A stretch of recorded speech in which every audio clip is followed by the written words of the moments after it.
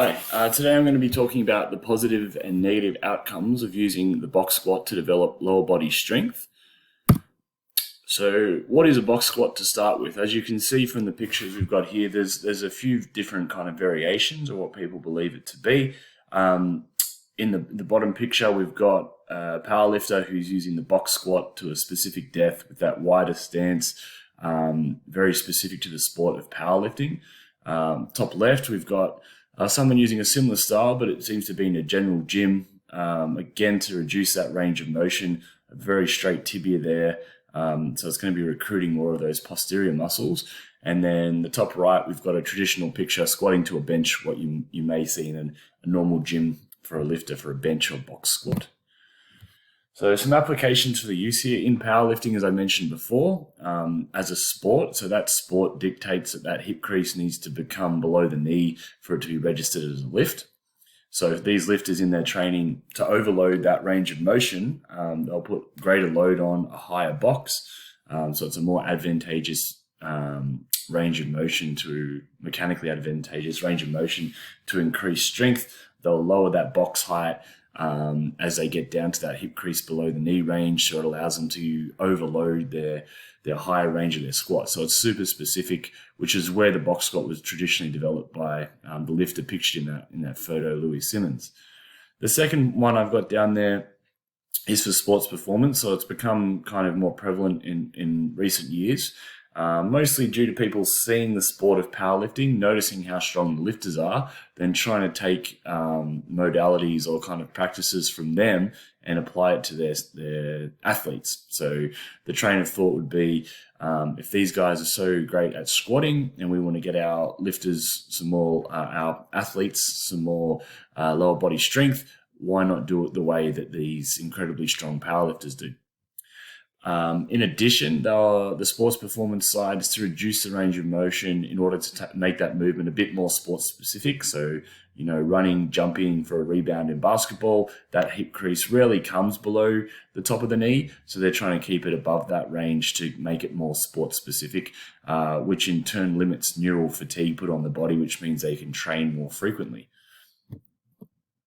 The third one here is for general fitness enthusiasts. So it's often used by coaches to teach the squat, the range of motion for technically more beginner lifters. So they don't have to worry about the full range. They're nailing that hips back, the knees bending, the knees coming forward, the ankle range of motion to a bench or to a box. So it guides the person a bit more feedback as to where they're going. This will also reduce the stress placed on the knees, ankles, and joint to the knees and ankles, which is a great thing for a general fitness enthusiast. So the table here, we've got some positives and negatives of both. So to start, we'll run through the positives. So using a box or a bench is fairly easy to coach. It's easy to learn as a lifter, and it does provide instant positive feedback to that lifter. So rather than going for a full range of motion squat, which kind of doesn't designate an endpoint or a range you want to get to, having a box or some kind of thing there you can squat to sets that finish point. So it's a good starting point for beginner athletes and general pop. So again, it standardizes a range of motion for every squat, so you're squatting to the same point every time. You're not coming a little deeper, a little higher. You're always going to that same spot. It allows for higher loading, as I mentioned before, for powerlifters, so supramaximal loading compared to a full squat. So because of that more mechanically advantageous position above 90 degrees, we can overload that top position. Whereas if we had to go through the full range of motion, we'd have to go a little lighter to compensate for that reduced mechanical advantage below 90 degrees. So it's reduced load on the central nervous system compared to a full range squat. And it also reduces the DOMS or delayed onset muscle soreness from that full range of motion. So you're going to get more muscle breakdown doing the full range of motion. You're going to get more hypertrophy in some cases. That is a bit of a caveat to that, but you're going to get more muscle soreness because you're generally using more muscles or involving more muscle range. So that is a positive thing if you want to break it down. So reducing that range will mean we can squat more frequently than we would if we were to be doing a full range squat. It can remove the stretch shortening cycle contribution for a squat that you get in a full range squat. So that elasticity from the knees and the muscle belly, getting that stretch shortening cycle going. This is a good thing to develop inertial strength, so breaking that inertia from the floor, similar to what you would have from a deadlift from the floor. And this is relative to, say, a block start or a static jump. So there's not many movements we can do that into. The box kind of adds that to it, which can be a positive thing or a negative thing, which I'll explore a little later. So some of the negatives, so it has got added compression to the spine compared to a traditional squat. So if we go across the page here, you can see from the diagram up the top, you've got that barbell pressing down, the box pressing back up. You're going to get some compression coming through those vertebral discs, which isn't the best thing. It's easy to develop bad habits on the squat, as the boxes seem to be a regression of a full squat.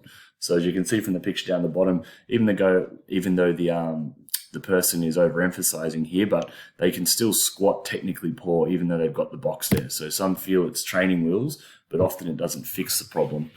It promotes excessive lumbar arching. So again, they're reaching back for the box. They're trying to keep the chest up. You're going to extend. Then again, you're going to have those compressive forces, which isn't the best for safety. It does have a limited transfer to a traditional squat. So you can get great at box squatting, but from the research by Swinton and backed up by McBride, sometimes that box squat doesn't transfer to that full range squat. One of the biggest things I find is it's reduced benefits, or it's bang for your buck. So for general people and athletes who do not compete in powerlifting. So the benefit is you lift more weight, but for a general person who's not trying to lift the biggest weight, like that might not be the best way to squat. So big weight might not be a determinant of success. We might want to get full range so we can get more muscles involved, so we can spend less time squatting but get more of an advantage from it. So some of the conclusions I've come to and the research has come to is to use a wide variety of squats. So both the box squats, both the full depth traditional squats, and periodize that through a client's training cycle. This way we get the benefits of both the positive benefits and the negative benefits are kind of outweighed a bit, so we're not overloading that client. So it's imperative to understand the why of box squats before we start using them. So why, who's the client? Why do I need it? Do I need to do it all the time? Do I need to do it some of the time? Are they competing in powerlifting? Are they just trying to be generally fit? So know the why, and then look back through some of the research I presented today, and then see if that fits up to the client that you're using. So we want to prescribe the correct squat according to an in-depth assessment. So we want to assess the client, assess their goals, and then accordingly see where that box squat could help. Is it going to help with overloading that top range of motion, or is a traditional squat going to be more bang for your buck for a general client? And again, it's just individualized. So case by case basis, don't prescribe one or the other. There's not a be all and end all exercise. So the reason I chose the box squat, because I see a lot of Instagram posts. I see a lot of people putting information, or not even information, putting videos out of people doing it, but no context as to why. And based on the strong evidence I've presented today from the research from Swinton, McBride, et al., and books from Joyce, Zaskarowski, Comey, there is a lot of information on there, but I think there still needs to be some more long-term information onto the effects in sports performance in general athletes, general fitness enthusiasts, as when and to where a box squat would be beneficial and not so beneficial. So that information has been great as a starting point, but as I said, more research needs to be done.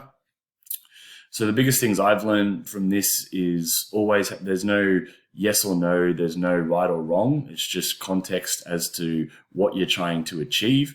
Assess the client, assess the athlete, and then provide variety across the season. So if you're in a general physical preparedness phase for a soccer player, a traditional squat might be great to work on some tendon strength below parallel. Then as you come closer to season, you might specialize with that box squat because you're not putting extra DOMs on their legs, and it's reducing that chance of injury from going full range of motion. So it's a case-by-case basis.